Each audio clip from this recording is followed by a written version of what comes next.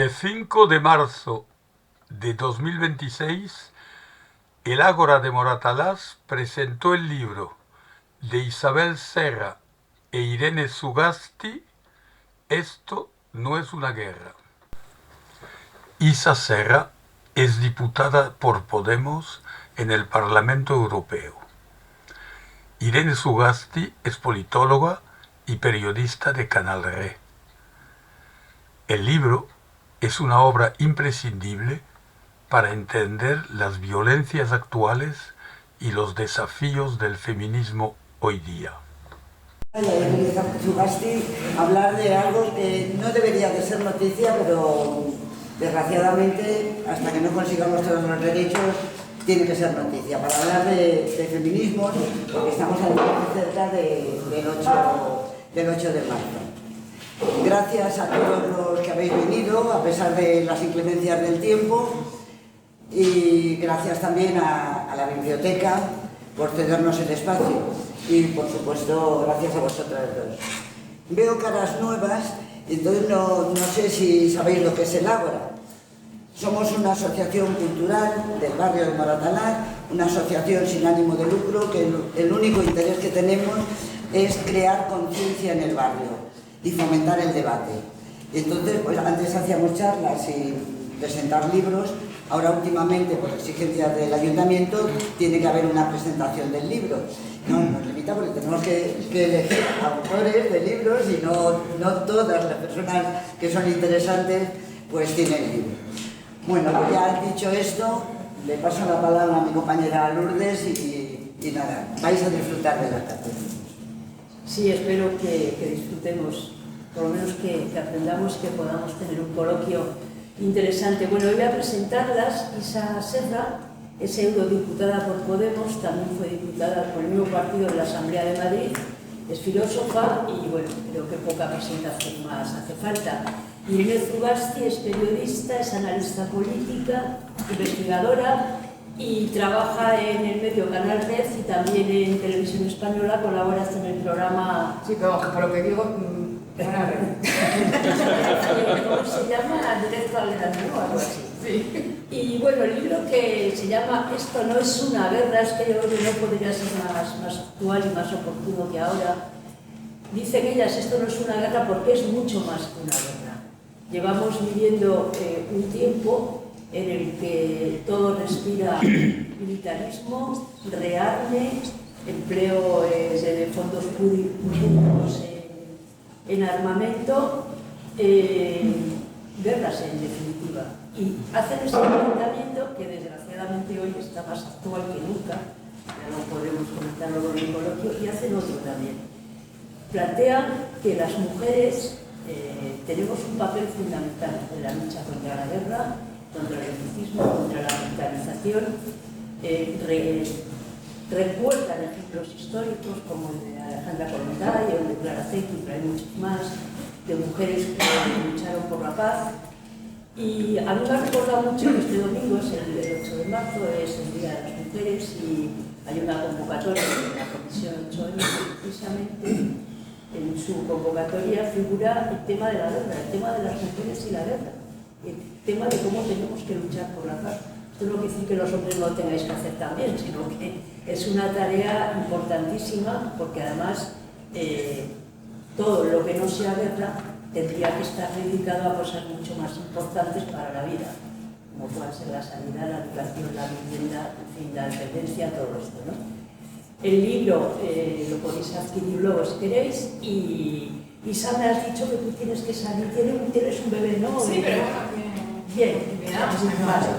Genial, lo digo porque luego si ya lo pueden firmar. Y yo sin más os dejo ya que habléis vosotras.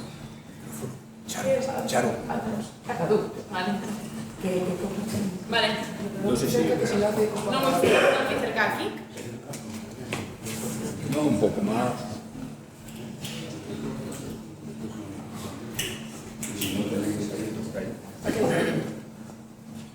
Bueno, así se me oye, o sea, se está bien, ¿no? Piña bien. Un poco más. Un poco más, aquí. Sí, así. Vale. Bueno, lo primero, muchísimas gracias a las dos, muchísimas gracias a todas las personas que estáis aquí. Gracias al Ágora por invitarnos y gracias a la biblioteca también, Miguel Delibes, por permitirnos tener este espacio. He venido otras veces también a tener algunas conversaciones con el Ágora, ¿no? Con la asociación y con quienes estáis aquí, muchas de las cuales estáis aquí. Y bueno, siempre es un placer venir para poder hablar con vosotros y con vosotras aquí en Moratalaz.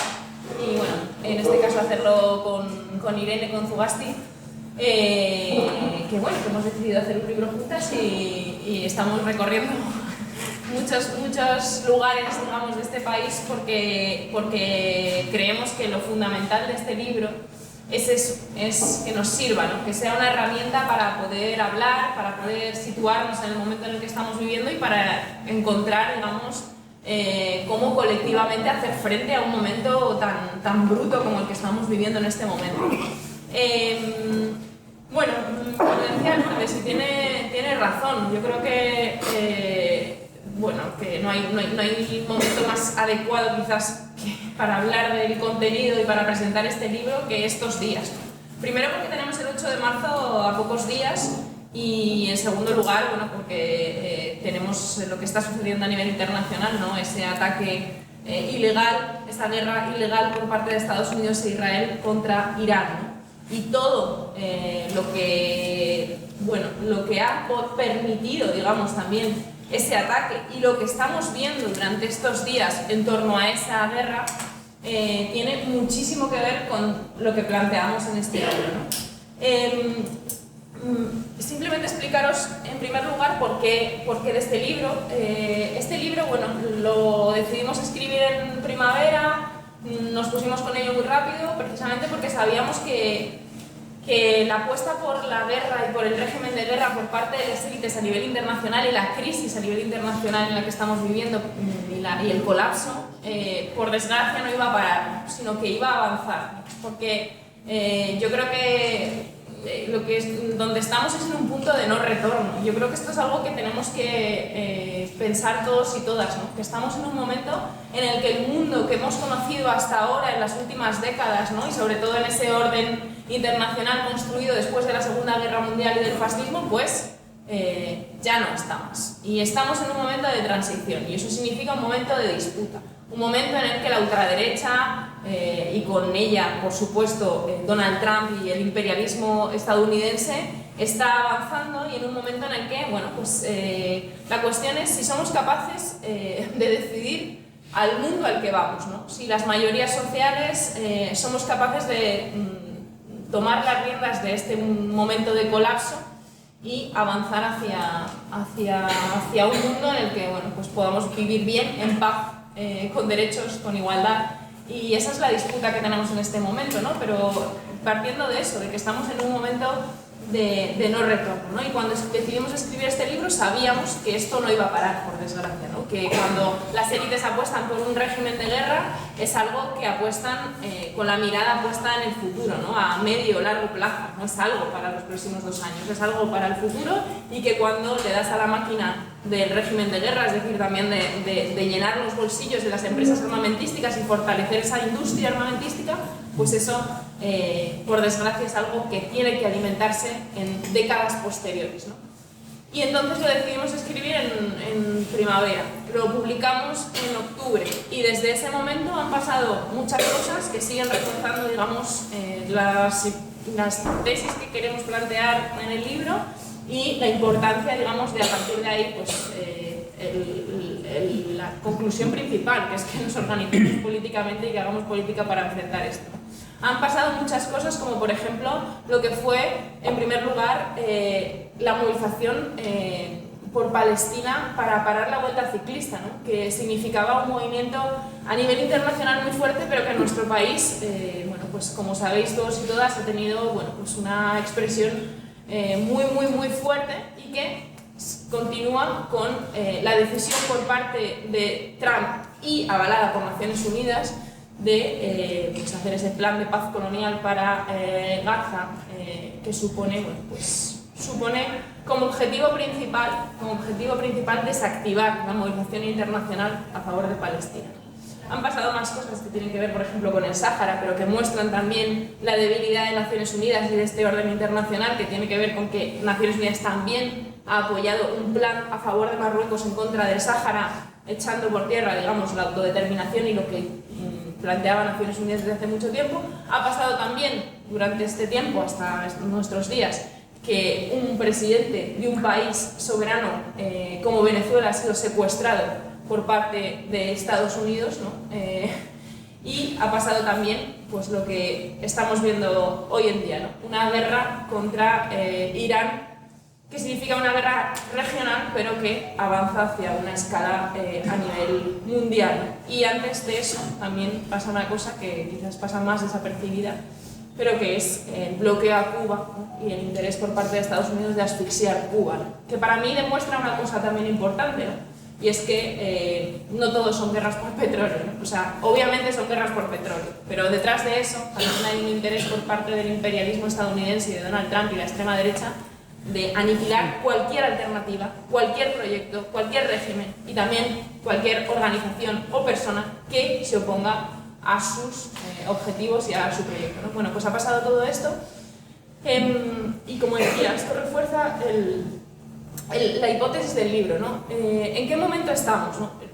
Estamos en un momento en el que yo creo que lo que queremos también plantear en el libro con ese punto de no retorno es que estamos en un mundo en el que hay una apuesta por las élites para avanzar hacia un régimen de guerra, ¿no? Hay una apuesta por las élites para, sea con la guerra o la amenaza de esta, reordenar el mundo, ¿no? ¿Y cómo se reordena ese mundo? Bueno, pues a favor del imperialismo, a favor de las élites, a favor del orden de género, a favor del orden racista, a favor de fortalecer el sur global en contra del, fortalecer el norte global contra el sur global, ¿no? Estamos en un momento de reorganización del capital, en el que obviamente la disputa de Estados Unidos con China es un elemento central en la disputa económica y geopolítica, pero que va mucho más allá de eso, ¿no? Que es, como digo, pues la reorganización del mundo, del modo en el que nos organizamos, de las instituciones políticas, de las instituciones económicas,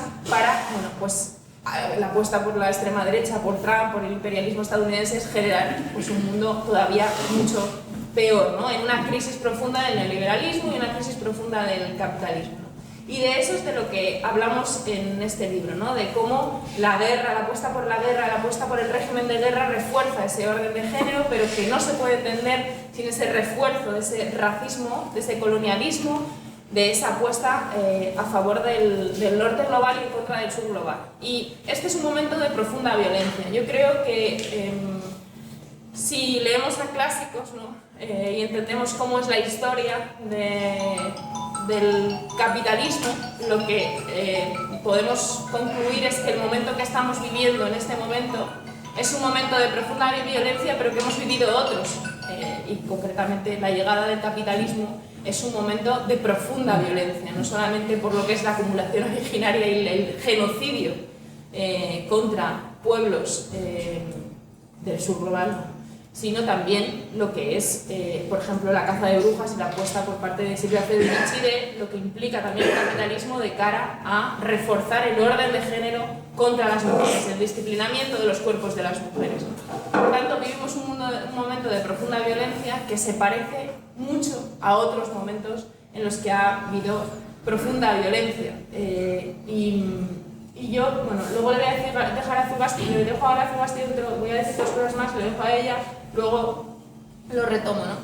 Yo creo que en el contexto en el que estamos en este momento también es importante entender la crisis del proyecto europeo en el que estamos en este momento, ¿no? En plan, cuando vemos lo que está sucediendo con el ataque por parte de Estados Unidos e Israel contra Irán, como vemos cómo están respondiendo, ¿no? Ursula von der Leyen, Macron, pero también como vemos la apuesta por el hecho de dedicar el presupuesto europeo con ese plan de rearme de Europa que tendría que ir para educación, para sanidad, para comprar armas, la pregunta que nos podemos hacer hoy en día es ¿para qué sirve el proyecto europeo? Y esto tiene que ver también, antes leía un tuit que ponía Aroca, pero que es también importante, que es, se dice que se van a mandar, y ahora podemos hablar posteriormente de la posición del gobierno de España, porque todo esto tiene mucho que ver también. Se dice que se van a mandar, o que se va a mandar una fragata, ¿no?, para defender una base británica en Chipre. Se sabe, o parece que se sabe, que no ha sido Irán quien ha atacado esa base británica en Chipre, ¿no? Y la pregunta es, ¿quién es el enemigo de Europa? ¿Quién es, y de quién tenemos que protegernos en Europa? Porque en toda esta apuesta por parte de las élites a favor de un régimen de guerra, nos tratan de convencer constantemente de que hay enemigos que no son, o sea, que no tienen que ver con los intereses del conjunto de la ciudadanía europea. Y yo quiero recordar y vincularlo con el racismo y con esa apuesta por el racismo que os decía, que cuando llega Ursula von der Leyen al Parlamento Europeo al inicio de esta legislatura, ella hace un discurso que sintetiza lo que ha venido después, ¿no? Es un discurso en el que plantea que estamos en riesgo, hay una situación de inseguridad para Europa y por tanto Europa tiene que reforzarse. ¿Cómo? En primer lugar, con ese plan de rearme para Europa, fabricando armas o comprándoselas de Estados Unidos a Donald Trump y comprándole gas licuado, porque hay una amenaza por parte de Rusia contra Ucrania, ¿no? Y hay que reforzar, digamos, las armas, mandar armas y darle la máquina y armarnos hasta los dientes. Y por otro lado, la amenaza, según Ursula von der Leyen, tiene que ver con nuestras fronteras por parte de las personas migrantes que vienen de África. Por tanto, ¿qué hay que hacer? Pues levantar muros, ¿no?, y construir muros contra las personas migrantes. Y esa es la agenda que está llevando ahora mismo la Comisión Europea, ¿no? Si pudieseis estar un pleno, quizás un pleno de una semana del Parlamento Europeo, veréis perfectamente que de lo que se discute en Europa, salvo algunas excepciones, es fundamentalmente, en primer lugar, de cómo seguir reforzando los intereses de las empresas armamentísticas con toda la narrativa respecto a Ucrania, y en segundo lugar, con cómo hacer más muros y levantar más muros con esas mismas empresas armamentísticas que son las que militarizan las fronteras, son las mismas, y generar odio contra las personas migrantes, ¿no? Esa es la agenda de Europa, ¿no? Y con eso nos están construyendo que el enemigo de las europeas y las europeas son las personas migrantes. Entonces, frente a esto, la cuestión es qué papel tiene el feminismo, y simplemente, como luego vamos a hablar, ahora vamos a hablar de feminismo, pero yo creo que lo importante es decir que el feminismo tiene un papel fundamental en este momento, no solamente por la experiencia de lucha a favor del pacifismo que ha tenido siempre, sino precisamente porque, lo vemos con Irán claramente, por parte de las élites que apuestan por la guerra, que apuestan por el genocidio contra el pueblo palestino, que apuestan por bueno, pues la extrema derecha, vemos constantemente una instrumentalización de lo que son los derechos de las mujeres, una instrumentalización de lo que es el feminismo. Y por tanto el feminismo tiene mucho que decir, pero para desarticular esas operaciones, para desarticular esa narrativa de situar que hay algo así como unas guerras feministas. No existen las guerras feministas, no existen las invasiones ilegales feministas, ni los ataques y las agresiones ilegales feministas, no existe. Frente a eso tenemos que construir un feminismo, que es el que ha planteado el movimiento feminista en los últimos años, no solamente en nuestro país, sino a nivel internacional, que es un feminismo anticolonial, que es un feminismo antirracista, que es un feminismo popular, que es un feminismo de clase, pero que es un feminismo que rompe con eso de que solamente con que unas pocas lleguen arriba, solamente con que unas pocas mujeres blancas tengan derechos, ya hemos conseguido nuestros objetivos, porque eso es de lo que se sirven las élites, incluso Donald Trump, incluso, digamos, Ursula von der Leyen, por supuesto, para continuar con este intento de reposicionar Occidente desplegando una violencia como la que estamos viviendo durante estos años. Y ya le dejo a Zugasti y luego, si no, vuelvo a conversar, pero... ¿Qué tal? Buenas tardes. Yo siempre le digo a Isa que tenemos que agradecer mucho, que creo que muy pocas eurodiputadas nos van a hablar concretamente dos, os van a hablar con esta honestidad de lo que realmente es Europa. Porque yo me pregunto, estamos continuamente escuchando que tal país no es una democracia, o que tal país no hay dictadura, o que tal país no hay libertades, y yo os invito a que nos preguntemos la actual estructura de la Unión Europea, qué tipo de mecanismos democráticos tiene y qué decisiones elegimos los europeos y las europeas libremente cuando nos están llevando a una guerra y a un rearme y a un suicidio continental, y que yo sepa, aquí nadie hemos decidido cosas tan importantes como si hay que mandar armamento a una guerra en curso o sobre si hay que apoyar a Trump y a Netanyahu en sus aventuras criminales, ¿no? Eso en Europa no lo votamos. Como no votamos muchas otras cosas que el Parlamento Europeo es, dice Isa, el protocolo más caro del mundo.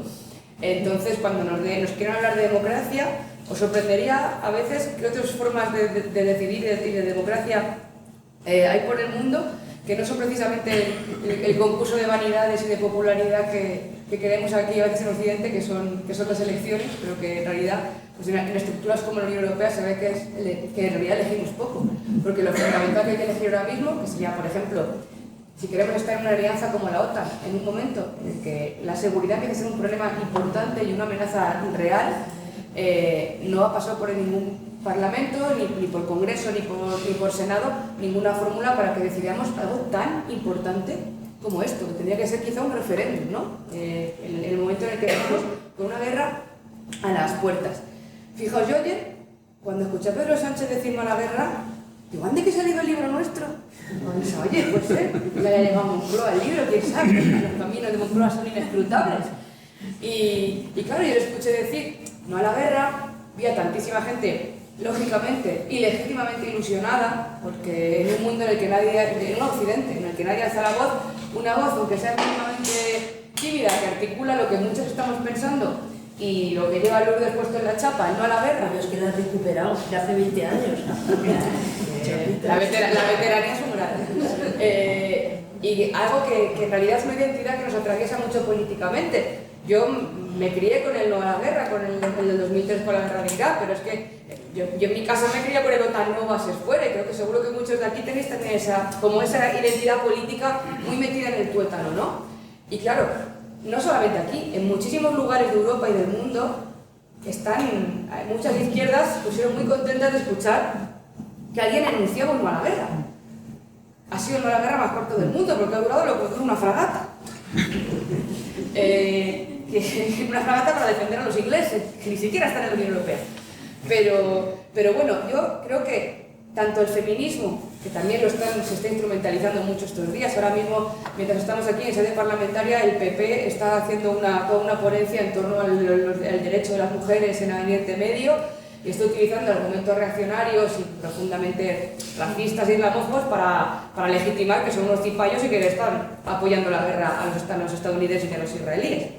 Es triste que algo tan hermoso como es el feminismo, que ha costado tanto construir, legitimar, convertir en políticas públicas, que nos ha encontrado a todo el mundo ahí, que llevamos, que es que igual no nos somos conscientes porque todavía falta como el también del tiempo, ¿no? Pero que lo que ha ocurrido en las últimas 2 décadas en este país y no solo, en muchos lugares del mundo, con el feminismo, con un feminismo revolucionario y popular de base, de la gente de los barrios, de la gente de los pueblos, queriendo cambiarlo todo, no solamente el trabajo, sino el trabajo, los cuidados, la familia, las relaciones, la forma de relacionarnos con la tierra, la forma de relacionarnos con el mundo, algo tan hermoso, es muy triste verlo instrumentalizado para justificar algo tan asqueroso como una guerra o para justificar las retahílas que se pega a Isabel Díaz Ayuso hablando de libertades, ¿no? Por ejemplo.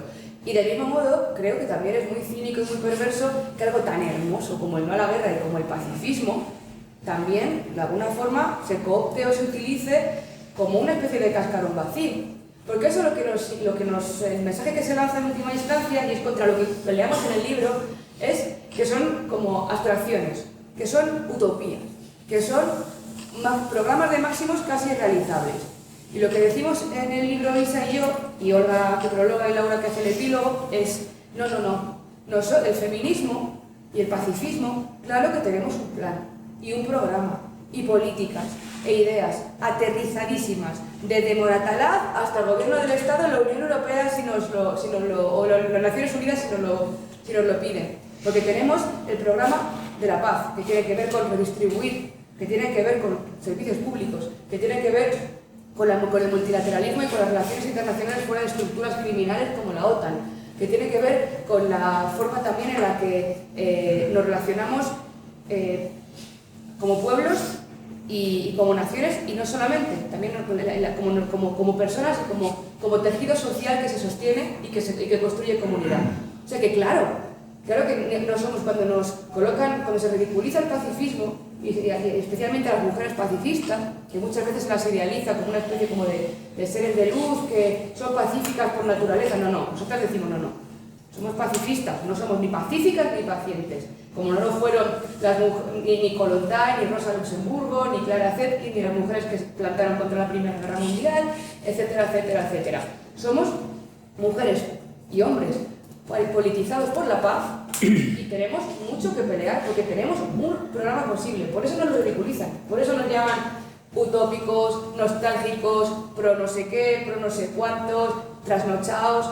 Porque en realidad, si ese no a la guerra que escuchamos ayer y que ilusionó tanto a tanta gente, y como digo, es que es normal que ilusione, ya tenía que decirlo abiertamente, además que ya había quien lo había dicho. No, yo recuerdo a Yone Belarra con la camiseta del no a la guerra y en ese momento se la despreció, se la dijo que no había que llevarlo, que el símbolo de la paz no servía para nada. Pero en fin, todas las modas vuelven también, el no a la guerra. Pero que si el no a la guerra se convierte en políticas y en proyectos políticos y sociales, no es ninguna utopía, y es lo que planteamos aquí, que hay que politizarse para convertir ese eslogan en algo real. ¿Y qué es algo real? Pues por ejemplo, obviamente, la salida de la OTAN, otra cosa que nos dicen que es una cosa como utópica, y nosotros planteamos que no lo es, que hay mecanismos para salir, que hay estados como por ejemplo Irlanda. Irlanda es neutral y no es parte de la OTAN y lo tiene en su constitución, y ahí están los irlandeses, que yo sepa, está estupendo, cada uno con lo suyo, ¿no? Pero ¿qué planteamos? Teníamos que uno a la guerra de verdad implica plantear el gasto público, negarnos a un rearme de miles de millones de euros, porque no hace falta ser ministro de Hacienda, creo que cualquiera aquí que maneje un presupuesto doméstico lo sabemos bien, que lo que se mete en una caja se saca de otra, que no tenemos una máquina de hacer billetes infinitos y que lo que se va a fabricar armas no se va a los colegios, escuelas, bibliotecas, hospitales, y eso es de cajón. Y eso implica que... Y eso sí que es seguridad. Cuando nos dicen que nuestra seguridad depende de un escudo antimisiles, yo creo que aquí todos tenemos más miedo, probablemente, o nos sentimos más cercanos a la amenaza de que no llegue a tiempo una ambulancia cuando la necesitas, o no te encuentren a tiempo lo que te tienen que encontrar en una prueba de hospital, que al que os caiga un misil de Cubazuela del Norte, ¿verdad? Creo que la seguridad, yo por lo menos creo que el concepto feminista de seguridad y humanista de seguridad tiene mucho más que ver con sentir que en tu mundo cotidiano estás segura y no tienes incertidumbre, porque la incertidumbre y el miedo, eso es lo que alimenta los regímenes de guerra, eso es lo que alimenta escenarios de fuerza bruta como el que estamos viviendo. Uno a la guerra, yo creo que fuera de verdad y que se convirtiese en hechos factibles, pues a lo mejor ahora mismo tendría que estar salvando la vida a Cuba, salvándole la vida a los palestinos. Y nos dicen que no, que estamos pidiendo un programa de máximos. Hombre, pues yo creo que no, porque por ejemplo, cuando en el 2022 ocurrió lo de Ucrania, Europa demostró que tenía capacidad para construir un programa de acogida a millones de personas que salieron del país y acogerlas en condiciones de dignidad. Obviamente no las mejores, pero condiciones de dignidad, mucho más que las que mucha gente que muere en la fosa común que es el Mediterráneo todos los días. Se demostró que se podía hacer una política de sanciones y de aislamiento a otro país en menos de 2 días. 2 días tardaron en activar las sanciones contra Rusia. Se demostró que se podía movilizar muchísimo dinero para armar a un país como Ucrania y para sostener ese sistema de acogida. Y nos dicen que no se puede hacer eso con Palestina, no se puede hacer eso con Cuba. Entonces que no nos mientan, esto no va de derechos humanos, ni de los derechos de las mujeres, ni de los derechos sociales y feministas. Esto va de geopolítica, de quién es tu amigo y de quién es tu enemigo, ¿no? Y en ese punto estamos. Entonces, nosotros aquí intentamos explicar en el libro es un manifiesto, que yo creo que es una forma bonita de llamarlo porque no es el ensayo más denso ni profundo que vayáis a encontrar sobre este tema, muchas mujeres han escrito, pero sí que es un manifiesto, nos entiende que es una herramienta útil, creemos, para lo que hay ahora, ¿no? Para cuando lo acabamos, como decíais, en verano, sabíamos que el escenario se complicaba, pero yo no sabría que estaríamos pues con una guerra en Irán, presentando el libro el 8 de marzo. Y como manifiesto lo que da son ideas, claves, conceptos, no este concepto del régimen de guerra como decisión deliberada del capitalismo, no es un accidente de la historia, es una decisión deliberada del capitalismo internacional, nos vamos todos a la guerra y caiga quien caiga. Hablamos de la era de la fuerza bruta, que lo explica muy bien Olga, ¿no? Esa voladura del sistema internacional de derechos humanos y de derecho internacional. Hablamos del Estado policial y de cómo estas tecnologías de seguridad y de defensa son también tecnologías de vigilancia contra nosotros y nosotras. Y hablamos del miedo. Hablamos de cómo el miedo ordena sociedades y ordena también el género. Con el miedo a las mujeres que nos dicen siempre cuando hay una guerra, a casa, vosotras para casa, a ser el descanso del guerrero, a ser las proveedoras de cuando no hay que soportar el hambre, y a los hombres que les dicen, como está ocurriendo en la guerra de Ucrania, ¿no? Al frente, al cuartel, a servir y proteger, y a militarizar las cabezas, mucho más allá del cuartel, a militarizar las sociedades. Ley y orden, que es el programa que llevan todas las extremas derechas en el mundo. Ley, orden y seguridad. Milei, Noboa, el Frente, los alemanes, Alianza por Alemania, Le Pen, Vox, que llevan el programa siempre. Ley, orden y enemigos, que son feministas, que han sido las primeras contra las que han cargado, y las personas migrantes. Y un tercer enemigo, que es el que se está construyendo ahora, la militancia de izquierdas, que empieza a ser sancionada y perseguida en muchos lugares en Europa. En Alemania ya hay sanciones y hay periodistas que están enfrentando sanciones y multas y penas muy graves por ser de izquierdas y por tener posturas antiimperialistas y críticas con lo que está pasando. Esa política del miedo no nos la están inoculando en internet con vídeos virales. Esta política del miedo, sus portavoces son los principales líderes europeos. El ministro de Defensa alemán dijo estas navidades que el verano pasado iba a ser el último verano en paz en Europa. El ministro de Defensa alemán. El GEMA francés dijo en un acto hace como 4 o 5 meses que Francia tenía que estar preparada para sacrificar a sus hijos. Esto lo dicen el mismo día que anunciaban un servicio militar voluntario que puede convertirse en obligatorio por ciertas cláusulas de excepcionalidad o de estado de excepción, de estado de alerta o de alarma, como se diga. Friedrich Merz, canciller alemán, también dijo que había que estar preparados para las guerras de nuestros abuelos o peores. Ursula von der Leyen y Mark Rutte, secretario general de la OTAN, han dicho que hay que hacer sacrificios, que asumamos que tenemos que sacrificar servicios públicos y que sacrificar la vida de comodidad, porque hayamos vivido por encima de nuestras posibilidades de seguridad. Eso ya a mí ya me suena, ya me dijeron eso una vez y estuvimos comiendo crisis 8 años. Entonces esa política del miedo también nos resta la capacidad de actuar.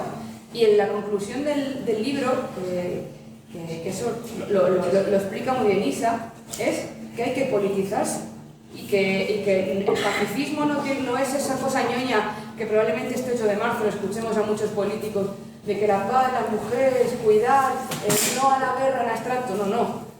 El pacifismo que necesitamos ahora y que tiene que aprender y que tiene mucho de herencia de esa lucha feminista en la que hemos conseguido organizarnos, movilizarnos y articularnos desde abajo durante mucho tiempo y hemos aguantado muchos envites, necesita que nos politicemos y que tomemos partido y posición, porque la antipolítica, eso de que somos iguales, de que no vale la pena, de que estamos peleando por utopías, de que no tiene sentido, ese es el mecanismo para arrinconarnos con el miedo. Y en realidad las cosas se pueden ver medio llenas o medio vacías. Hoy entrevistábamos a Rafael Poch, a un analista, periodista internacional brillante, y él decía que hay que tener vista larga y que hay que ver las cosas un poco con la distancia, ¿no? Y que en realidad estamos en un momento, como decía Isa, que no es un accidente de la historia, que es una decisión deliberada, que es verdad que el mundo que conocíamos, ese orden internacional por Segunda Guerra Mundial ya no va a volver. Y todo intento de restaurarlo va a ser una farsa porque ya hemos demostrado que no sirve, que volaba por los aires, Palestina nos lo demostró. Y ahora estamos en un momento en el que pues algo muere, algo tiene que nacer, esto ya sabéis que lo dijo, un señor italiano, y entre medias pues chicos, nos ha tocado el claroscuro, nos ha tocado el interregno, nos ha tocado los fungos. Igual no sé quién, alguien verá en un futuro otra cosa. China parece que emerge con todas sus contradicciones. Occidente es una bestia herida que se está muriendo pero que va a dar zarpazos hasta caer, Y todos los escenarios en realidad son una misma guerra. Una misma guerra donde Gaza y Palestina ha sido el laboratorio de la crueldad y la deshumanización, de las tecnologías de guerra más salvajes y del testeo de a ver hasta dónde podíamos llegar en nuestra tolerancia como comunidad internacional a lo que estaba pasando. Y es lo que dice Isa, estábamos comenzando a no tolerarlo. Empezamos una movilización hermosísima a nivel internacional, por eso hubo que aplicar ese plan de paz y acelerar esta era de la fuerza bruta. Pero si tenemos claros los ejes, los conceptos y las posiciones, creo que no hay que dejarse llevar por la desesperanza ni salir bajoneros de aquí, sino todo lo contrario, pensando que nosotros sí que tenemos alternativas, los que no tienen plan son ellos. Hoy lo decía también Pop, ¿cuál es el plan de Trump? El plan es que no hay plan. El plan es que no hay plan. Destruir. ¿Puedo seguir? O sea, ¿seguimos o cómo lo hacemos? Claro, claro. Vale, pues hablo un poco Parece más, bien, ¿no? ¿no? Un poco Sí, más sí, jugaste y yo luego ya habláis. Bueno, para aportar algunas ideas a lo que estaba planteando Irene, ¿no? Yo creo que es muy importante que, con lo que decía, ¿no? De esto no va o no sirve de defender lo que hay, ¿no? En un orden en el que ya no es, ya fue, ¿no? Y eso yo creo que, o sea, cuando vemos a Pedro Sánchez salir y decir no a la guerra, que es verdad que yo entiendo perfectamente que genere, bueno, pues una sensación de alivio por parte de mucha gente, ¿no? Porque decir no a la guerra es garantía muchísimo mayor que cualquier otra posición de seguridad. O sea, que es que no es simplemente sentirte cómodo con lo que dicen los políticos frente a una guerra que están sufriendo los que están en Gaza o los que están en Irán, sino que también es una cuestión de seguridad para nosotros y para nosotras. Es que seguir los pasos de Donald Trump nos pone inseguros a nosotros y nosotras. Por tanto, por supuesto que es, digamos, un valor tener un país que si lo hace el presidente es gracias a las movilizaciones de no a la guerra hasta por Palestina, que le han presionado para hacerlo, que tenga un gobierno que diga no a la guerra. Yo creo que aquí lo que hay que exigir es, en primer lugar, que eso sea coherente, ¿no? Con salir de la OTAN, con impedir que realmente Estados Unidos utilice nuestras bases, con dedicar el presupuesto que se está aumentando al servicio de lo que pide Europa, al servicio de lo que pide Donald Trump, otra vez para servicios públicos y no para armas, ¿no? Yo creo que eso es fundamental, pero en segundo lugar también es muy importante decir que cada vez que pasa tiempo sin que digamos no a la guerra y sin que hagamos las cosas que son tomar acciones para hacer de verdad ese no a la guerra, la ultraderecha crece. Los asesinatos en Irán continúan, el pueblo palestino está sufriendo. Y cada vez que pasa tiempo sin que hagamos las cosas o sin que hagan las cosas quienes están tomando las decisiones bien posicionados en el lado correcto de la historia, cada vez se nos hace más difícil y que no podemos perder el tiempo, ¿no? Y yo creo que eso también se vincula a lo que estamos diciendo, de nosotras no somos pacientes, es urgente, digamos, actuar. Pero en tercer lugar también yo creo que hay una cuestión mucho más profunda que plantearle a nuestro gobierno cuando dice no a la guerra, que tiene que ver con que no vale solamente decir no a la guerra mientras estás formando parte de un consenso a nivel europeo, como digo, que se ve muy bien en Europa, que tiene que ver con llevar el proyecto europeo hacia el rearme y hacia el odio contra las personas migrantes, hacia el racismo. Que no basta con simplemente decir no a la guerra, que es que pretender defender Europa, la civilización occidental de la que tanto hablan, con armas, con violencia, con racismo, no nos va a permitir construir el mundo que viene. Y que no sirve de nada agarrarse, como decía Zugasti, a lo que ya hay. Y nosotros también decimos en el libro, vale, el derecho internacional ahora está fallando, está implosionando, es una evidencia, ¿no?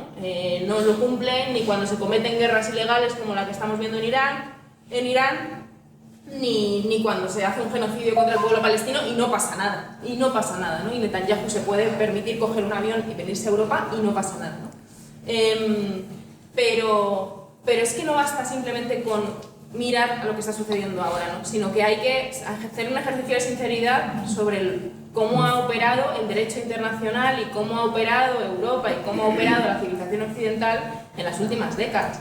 Porque ahora mismo se ven mucho mejor las cosas, es como que la niebla de cómo funciona el mundo se disipa y entonces ves el imperialismo delante de ti, pero eso ha funcionado gracias a la hipocresía de un occidente que ha defendido los derechos humanos supuestamente dentro, mientras ha cometido genocidios, violencia, guerras hacia afuera, ¿no? Por tanto, no basta con defender lo que ha funcionado hasta ahora, y no sirve de nada, sobre todo, es inútil. Pero eso pasa también con el derecho al asilo, el derecho internacional cuando hablamos de las personas migrantes, ¿no?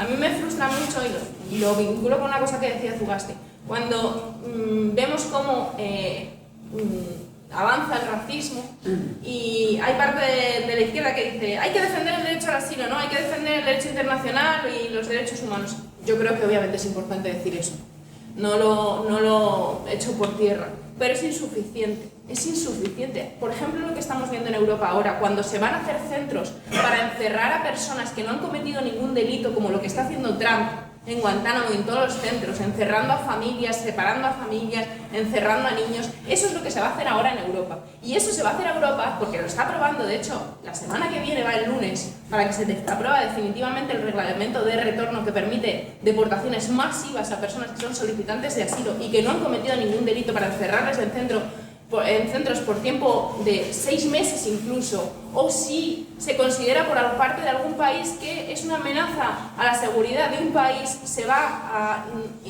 ampliar ese tiempo por tiempo indefinido. Lo que está sucediendo con esta Europa es que ya no sirve con defender lo que hay, y la extrema derecha lo explica muy bien, o sea, que es como, me puedes contar que quieres de un derecho al asilo, pero es que yo creo que en Europa las personas no tienen que venir igual que no tienen que dar una patada a tu puerta, ¿no? Dan una patada a tu puerta y las puedes echar. Pues en Europa también. Esa es la narrativa que hay detrás por parte de la ultraderecha, y no vamos a convencer a la ciudadanía de que hay que defender simplemente el derecho al asilo, porque lo que ha sucedido es que había unas normas que impedían a Meloni en Italia construir centros para encerrar personas, y el resultado ha sido que han cambiado toda la normativa europea para permitir hacer lo que quería Meloni en Albania, en esos centros, pero además que lo vayamos a hacer todos. Por tanto, es que no vale con apelar a lo que hay. Es que no vale, porque te dice la ultraderecha que quieres defenderme lo que hay o que no lo puedo hacer, pues te lo cambio. Pues te cambio lo que hay, te cambio el derecho, te cambio las normas, te cambio todo para hacer lo que yo quiero hacer, para construir esa sociedad. Entonces, detrás de esto, lo que tenemos que hacer frente es a algo más allá de que cambien las leyes o defender el derecho internacional, el derecho al asilo, es a esa estrategia de deshumanización, que es la base sobre la cual están levantando esas guerras, levantando ese genocidio y tratando de construir el mundo que viene, ¿no? Aparte de, o sea, y por acabar también con algo, ¿no? Zugasti lo decía también muy bien con respecto a lo de la seguridad. Yo creo que nosotras, en primer lugar, tenemos muy claro, y eso lo vemos aquí, que la ultraderecha está tratando de reforzar sus proyectos a nivel internacional a través de esa falsa idea de seguridad, ¿no?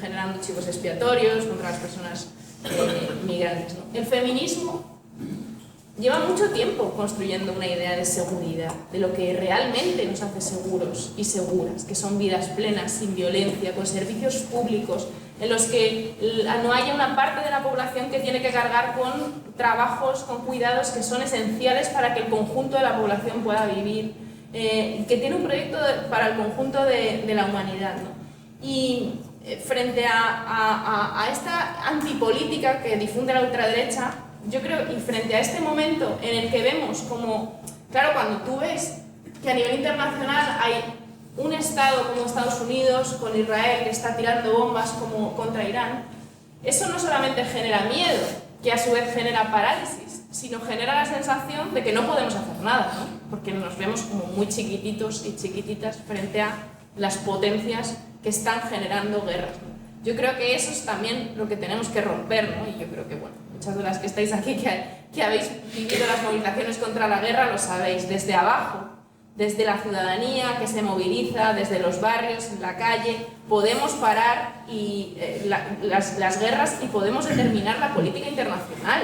Y eso es lo que hay que convencer a la gente, que se construye seguridad desde abajo, que tenemos una idea de seguridad muy diferente, y que tiene que ver, y aquí lo vemos, con que haya servicios públicos que no vayan para las armas, el dinero público, sino que vaya para la sanidad, para la educación, que haya tejido social, que haya comunidad en los barrios. Eso es lo que te da seguridad. Lo que te da seguridad es poder ir a un barrio en el que sabes que los vecinos y vecinas nos ayudamos unos con otras. No somos una amenaza, no somos entes individuales, ¿no? Bueno, pues tenemos muy claro lo que es la seguridad frente a esa idea de seguridad o de inseguridad con la que tratan de generar guerras, y tenemos muy claro que lo que pasa en la política internacional nos afecta a lo que es si vas al médico y si hay un médico que te pueda atender porque se lo están llevando todo el dinero a las armas, y que desde abajo, desde la política más concreta, podemos, digamos, parar las guerras y podemos decidir el mundo al que vamos, ¿no?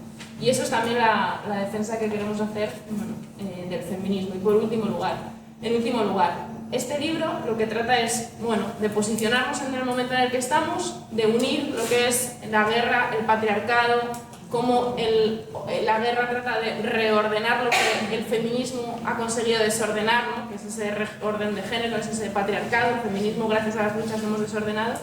Y con este libro lo que queremos es interpelar a todas las mujeres, a todas las personas que en los últimos años se han sentido interpeladas por el feminismo, que ha sido un movimiento a nivel internacional y también en nuestro país brutal. O sea, ha sido, de hecho, el movimiento con más capacidad de convocatoria en nuestro país. Un feminismo popular, que ha puesto los cuidados en el centro. Bueno, pues lo que queremos con este libro es decir, espabilad, o sea, movilizaos.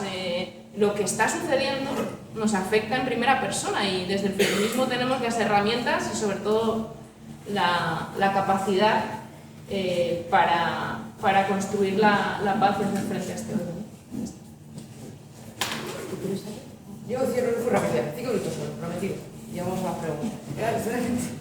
Pues añadir una cosa más, al hilo también de una cosa que decimos en el libro, que yo creo que no gusta o que quizá rompe un poco con el relato oficial, y por eso luego no nos invitan a los saraos así de gente importante, no pasa nada. Y es que a nosotras no nos sirve el discursito. El otro día, por ejemplo, en el programa este de la revuelta de David Broncano, entrevistaban a unos actores y ella decía, ella y él, lo dijeron ambos, si las mujeres gobernaran, cuando las mujeres gobiernan hay mucha más empatía. Claro, nosotras estamos absolutamente en contra de esa visión esencialista por la cual, por el mero hecho de ser biológicamente mujer, ya tienes una especie como de inclinación innata a la paz y a ser buena. Coño, que vivimos en la Comunidad de Madrid, es que mato, ¿sabes? Peor ejemplo que ese, pero no solo. Nosotras no queremos mujeres que tengan poder simplemente, como dice Isa, porque tienen una mentalidad exactamente igual de patriarcal, de neoliberal, de colonial y de imperialista que los hombres. Von der Leyen es quizá de las peores líderes, no la peor líder que ha tenido la Unión Europea, y el listón estaba alto. Kaja Kallas hace que Borrell parezca Che Guevara. Es terrible decirlo, pero la alta diplomática de la Unión Europea es una tipa que está absolutamente dedicada en cuerpo y alma a armar a los señores de la guerra en el este de Europa. Margarita Robles ha sido la ministra de Defensa que más ha multiplicado el gasto en defensa de la historia de España desde el 78. Es decir, hay mujeres de paz y pacifistas y hay mujeres de guerra. Los misiles crucero lo llamaban por ahí Clara Daly, las feministas de misil crucero. Porque además es perverso porque utilizan ese feminismo neoliberal de yo estoy aquí porque yo lo valgo, y que al final son mucho más cercanas a lo que podría ser Margaret Thatcher que a lo que puede ser una militante feminista de la calle como vosotros o nosotras. Y también hay hombres de paz, por supuesto. Hay hombres de paz, muchos hombres de paz, los hombres que se están negando, por ejemplo, a ser movilizados en la guerra en Ucrania, los hombres que están articulando alternativas multilaterales. Entonces, ese rollo esencialista sirve mucho pues, para volver a colocarnos a las mujeres donde quieren que estemos también en las guerras, que es en los acuerdos de paz, en el posconflicto, vamos, básicamente haciéndonos cargo de recoger el avío, de coger los cascotes y de volver a levantar para arriba las sociedades, ¿no? Eso nos lo decía muy bien una palestina una vez, decía, sí, las mujeres palestinas somos las que estamos soportando la vida en los campos de refugiados en Gaza, bajo la lluvia, bajo el tormento, las que educamos, las que trasladamos. en la educación popular, las que sostenemos, las que cocinamos con lo que hay para todos y que nadie se quede con hambre, pero no me romanticéis eso, decía la Palestina, no me romanticéis eso, porque eso es una condena, eso también es violencia, nos estáis obligando a cuidar lo que nos habéis destrozado a bombazos primero. Entonces creo que eso es interesante, porque claro, ahí se rompe mucho el relato de que la paz va a venir de forma abstracta porque las mujeres nos pongan a gestionar 4 fondos de ONGs y de solidaridad, y porque haya una señora con traje mandando en las Naciones Unidas, que es uno de los grandes proyectos que tiene, por ejemplo, esto de la diplomacia feminista europea, ¿no? Que quiere llevar a una mujer a presidir Naciones Unidas. Bueno, de momento, quien preside la Asamblea General de Naciones Unidas ya es una mujer, es Annalena Baerbock, de los Verdes alemanes, es una pedazo de sionista que decía que los hospitales y que las escuelas en Gaza eran escondrijos de terroristas y por lo tanto objetivos válidos para ser bombardeados. Oye, para tener esa señora, no sé dónde está el feminismo ahí por ninguna parte, ni dónde está el cambio y el progreso. Y eso, y por último, y con esa idea quería hilar otra cosa que contamos en el libro que creo que es interesante compartir, es que tenemos una idea diferente de lo que es una guerra, en el sentido también de que nosotras no queremos ni que las guerras empiecen, como decía Kapuczynski, no empiezan con la primera bala, ni acaban cuando hay un acuerdo de paz, si es que lo hubiera, o cuando simplemente el conflicto pues baja de intensidad. Hay guerras que se llevan librando mucho tiempo en el mundo y donde, además, las principales víctimas son mujeres. Y hablo, por ejemplo, de la política de sanciones. La política de sanciones internacional la hemos asimilado como algo que es normal. Y creo que tendríamos que rebelarnos contra eso, porque, por ejemplo, quizá el ejemplo más claro es Cuba, ¿no? 60 y tantos años de bloqueo, porque un país decide unilateralmente castigar a otro, sin pruebas, sin juicio, sin tribunal, sin partes. Yo cojo Lourdes, te castigo, te pongo contra la pared, te digo que aquí no se puede acercarte nadie, pues como se acerca y le pego un bombazo, y te dejo morir de hambre. Eso se le ha hecho a Cuba, eso se le ha hecho a Venezuela también, que lo que dice nuestro compañero Manu Levy, si el socialismo es tan malo, dejarle que fracase solo, ¿no? No le infléis a sanciones. Por cierto, hace 13 años que murió Hugo Chávez, me acabo de acordar, de Venezuela. A Siria también se le ha hecho eso, a Irán también se le ha hecho eso, y esas sanciones no las pagan los altos dirigentes ni los principales políticos, las sanciones las come el pueblo. A Venezuela, en la época esta dura de sanciones de 2017-18, le cayó el PIB un 80%, no entraba medicamentos, no entraba comida, como está pasando ahora en Cuba. ¿Quién se hizo cargo de eso? Las mujeres. Hay un montón de estudios interesantísimos sobre cuando eso ocurre, que se organizan barrio a barrio. Por ejemplo, en Venezuela el 80% de los líderes comunitarios que organizaron a supervivencia, porque la mitad del país estaba muriéndose de hambre y la otra mitad se estaba exiliando, fueron mujeres. Y las sanciones las hemos asimilado como una forma de hacer política. Y no son una forma de hacer política, son una forma de hacer la guerra. Son una forma de hacer la guerra, porque es un país que unilateralmente decide castigar a otro y no hay ningún mecanismo democrático para negarte. Si yo mañana cojo y decido sancionar a Cuba, como Unión Europea, que también sanciona a Cuba, o como Estados Unidos, nadie puede hacer nada. Es un castigo que ellos imponen porque son normales, porque es la ley de más fuerte, y son más fuertes, y los imponen. Y eso no se puede normalizar, que orden internacional es un orden en el que una persona puede castigar a otra y no hay ningún mecanismo para que ese castigo se levante. Y las sanciones que durante mucho tiempo se han impuesto a los otros, y como eran los otros, y eran el enemigo, y nos decían que eran malísimos, pues decíamos, bueno, pues algo habrá hecho, ¿no? Como con la feminista, pues algo habrá hecho para tener la sanción. Se empiezan a aplicar dentro de Europa también, lo que os decía antes. La política de sanciones empieza también a buscar enemigos internos. Es una lógica muy de los fascismos. Lo que pensáis es que la historia se repite y ahora estamos en esa repetición, en esa farsa, ¿no?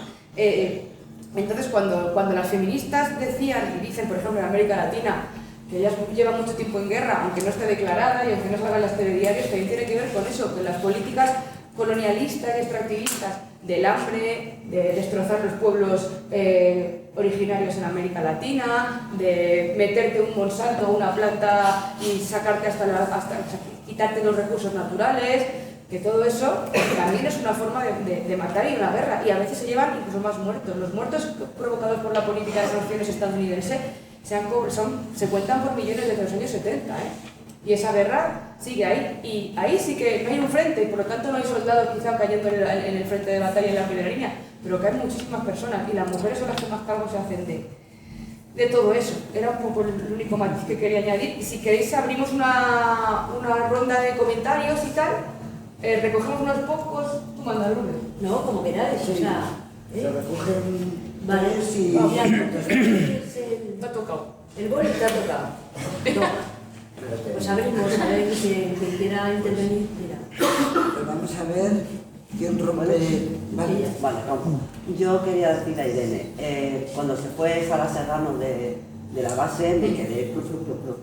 Y luego llegaste tú y me parece la hostia. Me encanta, de verdad. Además, es que me encanta el podcast por cómo contextualizáis las noticias, los análisis, los resúmenes, con el lenguaje sencillo que lo hacéis. Me encanta. Y el toque irónico, bueno, la cena de Davos cuando pusisteis los babaeros, es que me Sofía de Pablo. fue buenísimo. Es muy bueno, o sea, el punto irónico en el que sois geniales. Me encanta eso. Bueno, otra cosa, para mí es mejor tocar. Otra cosa, te quería decir, porque antes cuando ha dicho Isa que nosotros podemos hacer mucho manifestándonos, como lleva Lourdes, el no a la guerra sirvió para nada, por mucha, y mira que hubo gente en las calles, y sirvió para el culo, porque se bombardeó Irak hasta dejarlo derruido. Ahora nos hemos estado manifestando contra el genocidio de los palestinos, y bueno, conseguimos parar la vuelta, pero la gente sigue muriendo, incluso a día de hoy sigue muriendo. Entonces, y luego, otra cosa, eso por una parte. Y por otra parte, claro, en lo del no dinero a armas, para que vaya a sanidad, educación, a cuidados, y luego resulta que el dinero de la sanidad y la educación va a la privada y a la concertada, entonces dices, joder, pues mira, nada, no me voy a dar más que se reparte a las comunidades para la educación, porque ¿dónde va? Porque no hay plazas en formación profesional, se quedan los chavales sin plaza, en la pública, que me más interesada que voy a La Paz, las paredes desconchadas, humedades, 2 personas para tener bosses con no sé cuántas capas, un desastre. O sea, entonces dices, vale, no dinero armas, si no da lo mismo, si en sanidad y educación ni lo vamos a ver. Entonces, yo esto quería decir eso. Bueno, yo creo que más, ¿no? Que habléis más y luego ya, que si no. Sí, yo sí quería plantear una cosa, vamos a ver. Es un poco distinto de lo que ha dicho ella. La idea que una persona como yo tiene es que el mundo libre es el mundo occidental. La democracia, y es lo que exporta la democracia y la libertad al resto del mundo. Es el mundo capitalista, que es una democracia basada, bueno, digamos en Estados Unidos, en la política, una política que ha sido que ha privado a toda la población negra durante muchos años de derechos, que han estado excluidos de todo, un país en el que existe en varios de los estados pena de muerte, un país en el que, bueno, digamos, es la bandera con la que se dice que es la libertad. Y lo demás, entonces, el orden mundial establecido después de la Segunda Guerra Mundial ha sido, en mi opinión, un orden con una mirada absolutamente occidental, machista y blanca. El resto del mundo no existimos, pues no existe. Yo nací en el continente africano y el continente africano no pinta nada, salvo para ser colonizado, para que les hayan expropiado sus recursos y durante muchos años, o sea, les han ido robando, claro. La pobreza que se ha generado es tal que muchas de las personas que viven allí tienen que salir y vienen a buscar un poco vida. Llevan la basura además allí. Llevan la basura allí también, en África. Bueno, Víctor, también, no hay pero todo quiero ropa, decir, por vienen que luego además, o sea, es otra de las banderas de la extrema derecha y de la derecha y de, bueno, el tema de que nos van a comer, nos van a quitar, las migraciones, o sea, yo creo que habría que devolver todo lo que hemos robado. O sea, no, de verdad, o sea, es que para hacer un mundo justo habría que hacer eso. Entonces, pero yo no me quiero alargar pero es que creo que partimos de una premisa falsa e interesada, ¿sabes? O sea, como lenguaje. Entonces, a mí se me llevan los demonios cuando veo todo esto. Hubo un intento en el mundo en los años 70, 80, de hacer algo un poco distinto con el movimiento de no alineados, que eran países que quisieron, países tan distintos, desde Cuba hasta Argelia, pasando por Bueno, por Irak, ¿qué pasó?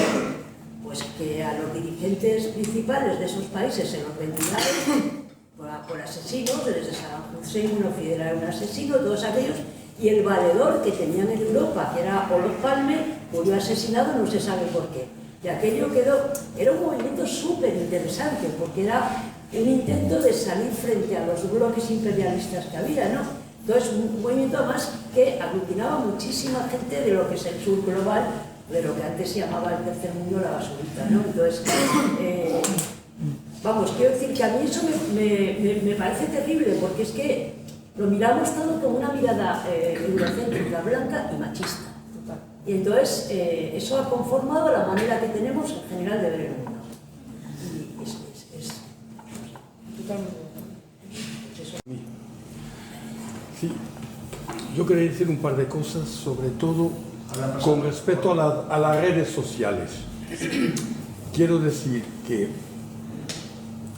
al principio pensábamos que Internet podía ser una herramienta de democratización, una forma en que los individuos se puedan comunicar entre nosotros sin pasar por aparatos ni de forma directa.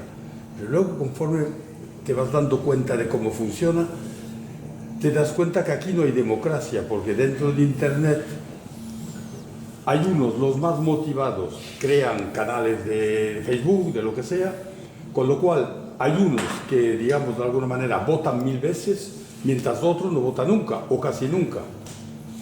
Con lo cual, eso crea un problema, un poder que da al que, digamos, al más motivado, ¿no? Pongo un ejemplo, por ejemplo, los antivacunas. Pues en los antivacunas tienes gente muy motivada, que crean cosas, que machacan. Y al final, ¿qué percepción tiene la población a ciertos momentos, en ciertos sitios? Que son mayoritarios. Da la impresión que son mayoritarios, cuando en realidad son una minoría, pero porque se expresan mucho. De la misma forma, pensaban lo de Elon Musk. Un tío así, yo pienso que no se gasta 40.000 millones para comprar Twitter, sino es para hacer algo con él. Y como por casualidad, desde que Elon Musk posee esta X, ahora lo llaman X, pues como por casualidad, la extrema derecha alemana ha subido, Trump está al poder, en Chile hay la extrema derecha, en Argentina también, con lo cual nos podemos preguntar si el poder que tiene por dominar su algoritmo, el algoritmo de su red, no es muy peligroso para la democracia eso, porque él está condicionando elecciones en el mundo entero a través de eso, está manipulando y condicionando elecciones. Abascal aquí está subiendo. Y yo me pregunto si no habría que plantearse el tema de que los algoritmos de las redes no pueden ser privados. No puede ser que una persona tenga la propiedad de una herramienta tan poderosa, con tanta capacidad de manipulación. Eso debería ser público. Bueno, es lo que quería comentar. ¿Qué os parece? Fernando, ya pasamos a contestar. Había otra persona que... Ay, había otra persona. Hola, primero agradeceros el análisis también estructurado y clarividente, me parece que es muy interesante. Y luego, ¿tenéis alguna esperanza en que la sociedad civil norteamericana tenga algún tipo de reacción de calado importante? Y luego, nada, comentar que, bueno, parece que este flujo de estandarización que tanto cala que se lo leía en una entrevista a un antropólogo francés hace poco, que tanto cala en el Homo sapiens, que de hecho por eso ha sobrevivido, estandarizar las herramientas, todo eso.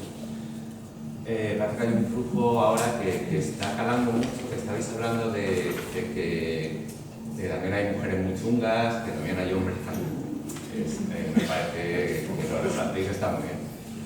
Pero parece que esta ola de estandarizar en el brutismo y en el odio al que piensa diferente, al que opina diferente y tal, eso, parece que está calando mucho en el que tú has comentado ahora hace poco, algo del hombre blanco, machista.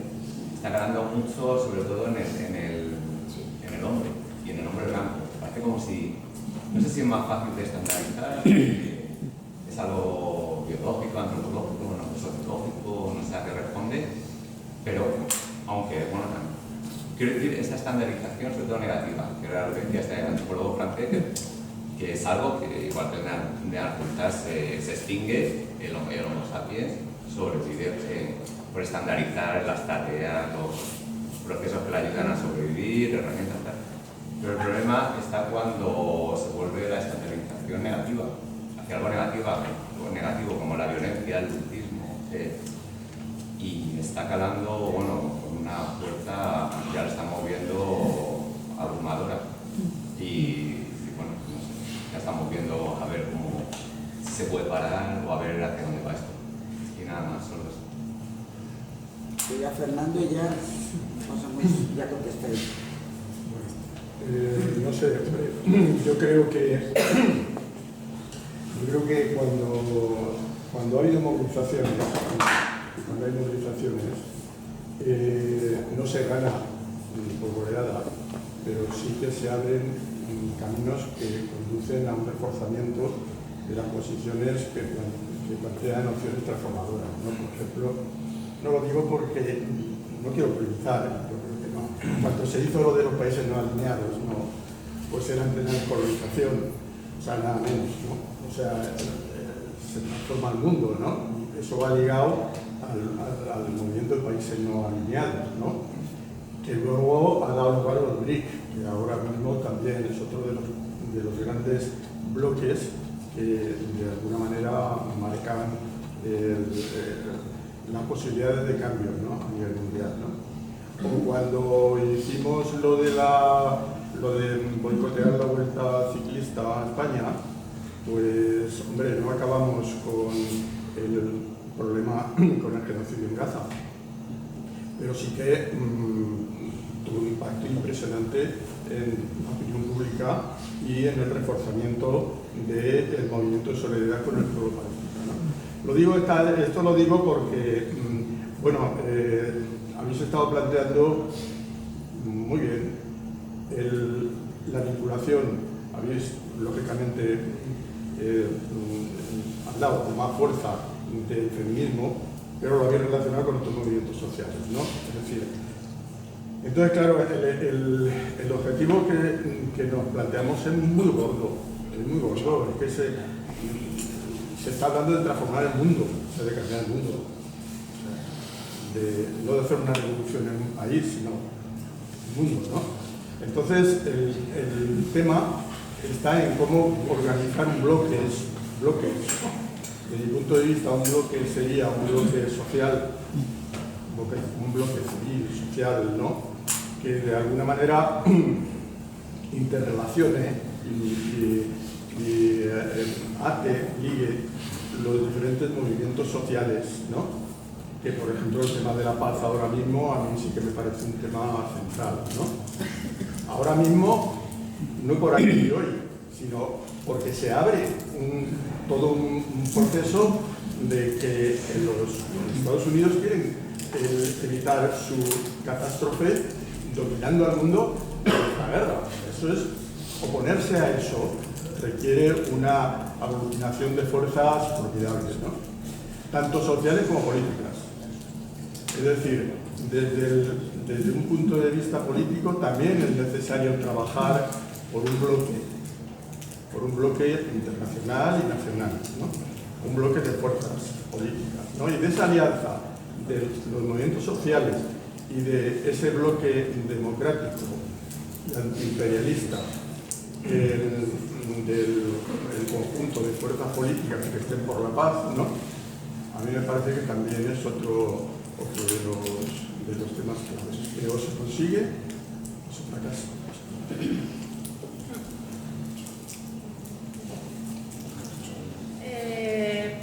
Vale, pues... Sí. Muchas gracias porque decir que hay hombres que son pacifistas. Ha sido un detallazo. Y mujeres que son machistas. Bueno, voy a ir respondiendo a una por una, porque tampoco habéis hablado tantas y porque me parece muy importantes de cara al fondo de la cuestión todo lo que estáis planteando. O sea, yo sí que creo que las movilizaciones contra la guerra sirvieron. O sea, yo creo que no es posible pensar el momento actual de nuestro país sin las luchas que hemos vivido anteriormente, ¿no? Igual que yo creo que, por ejemplo, y lo llevo aquí, no se entendería, por ejemplo, la conformación del gobierno de coalición desde el año 2019-2020 sin lo que fue el 15M, pero tampoco sin lo que fue el 8 de marzo. A veces no vemos, digamos, la importancia de que haya movilizaciones que sostengan procesos políticos, pero es gracias a que muchas personas salieron a la calle en el 15M o que muchas mujeres han salido a la calle durante el 8M, lo que ha permitido al ciclo político continuar hasta el hecho de que en este país tengamos un gobierno de izquierdas y que en este país hayamos enfrentado el avance de la ultraderecha a nivel internacional de una forma totalmente diferente a otros países europeos. Y eso tiene mucho valor, obviamente. Yo quiero la revolución, yo quiero la transformación radical de nuestras sociedades hacia un modo de vida en el que no esté el orden económico capitalista y que las relaciones sociales sean relaciones basadas en la igualdad y podamos vivir en un mundo que no esté amenazado por la crisis climática como la que está. Pero yo creo que entre el no vale nada y entre la aspiración que tenemos, yo sí que creo que sirve. Y luego hay una cuestión, o sea, cuando planteas, bueno, al final, si no se va para armas, va para la privada. Yo creo que también lo importante es conectar eso. O sea, lo importante es que los que nos están llevando hacia la guerra como una forma de organizar la sociedad que deja, o sea, que dice que significa que la política no sirve para nada, que la gente que vote, que participe en política no sirve para nada, porque hay unos señores ahí que deciden hacer la guerra saltándose cualquier orden, regla común de la que nos dotamos, está absolutamente conectado con la privatización de los servicios públicos, porque son los mismos. Es que la ultraderecha, que fomenta la guerra, que fomenta el odio para que generemos más guerra, es la misma ultraderecha que trabaja para esos señores de ahí arriba, empresarios, dueños de los fondos de inversión que se están forrando a nuestra costa y a costa de que vayamos al centro de salud de aquí de Moratalaz y no tengamos un pediatra que nos atienda. Eso es lo que está conectado. Por eso yo creo que aunque me parezca como que vamos perdiendo, como todo lo que sirva, todo lo que sea conectar ambas cosas y explicar que esos señores de la guerra son los mismos señores de los fondos de inversión porque están tratando de mantener su poder a costa de lo que sea, de todo, es importante, ¿no? Y Lourdes decías, bueno, la democracia liberal es una farsa. Lo conecto con lo de Estados Unidos.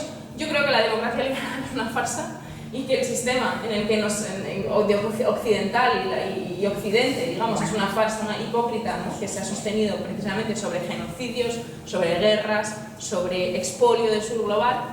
También es verdad que es lo que es resultado de determinadas luchas que han conseguido, ¿no? Los pueblos, la clase trabajadora, con todos sus límites. Lo digo por lo de Estados Unidos porque yo sí que confío en que lo poco que hay de democracia en este mundo sirva también para ponerle determinados límites a Donald Trump. O sea, yo creo que a Trump le preocupa mucho. Hoy veía unas imágenes de cómo hay un señor que entra en el Capitolio diciendo no queremos una guerra al servicio de Israel. Lo han echado. No, pero es que eso le hace mucho daño a Trump. Le hace mucho daño a Trump y nos pensamos que no. Pero del mismo modo que convencen a la gente diciendo que van a salvar a las mujeres iraníes, cuando esos relatos se les caen abajo, cuando se muestra que Marco Rubio sale diciendo, oye, que es que yo en realidad he atacado porque es que como sabía que Israel iba a atacar, pues es que he atacado antes porque sabía que nos iban a atacar, pero no es porque yo crea que hay que liberar a nadie, ni porque tengan armas de destrucción masiva, sino simplemente porque hago lo que me dice Israel. Ya eso sirve también para desarticular sus discursos. Trump no le está yendo bien en el movimiento MAGA, no hay, o sea, también porque son tan nazis que tienen un odio contra los judíos que también eso les genera mucha contradicción en estar al servicio de Israel, ¿no? Pero yo sí que creo que hay un margen ahí que hay que aprovechar, no digo que sea la solución, la democracia que hay en Estados Unidos, ni mucho menos, y obviamente el estado policial que avanza, que tiene mucho que ver con el estado de guerra y con el régimen de guerra, lo va a limitar cada día más como está pasando en Europa, ¿no? Pero como que hay que aprovecharlo. Y con lo que decías, Lourdes, pues totalmente de acuerdo, ¿no? Vivimos en una hipocresía, se ha construido sobre una hipocresía, ¿no? esta civilización occidental, que es toda la narrativa que hoy escuchas es eso, lo dice Trump, Europa no lo está haciendo bien porque están echando abajo la civilización occidental, lo que nosotros hemos construido, ¿no? Pero Ursula von der Leyen le escucha y también hay que defender la civilización occidental.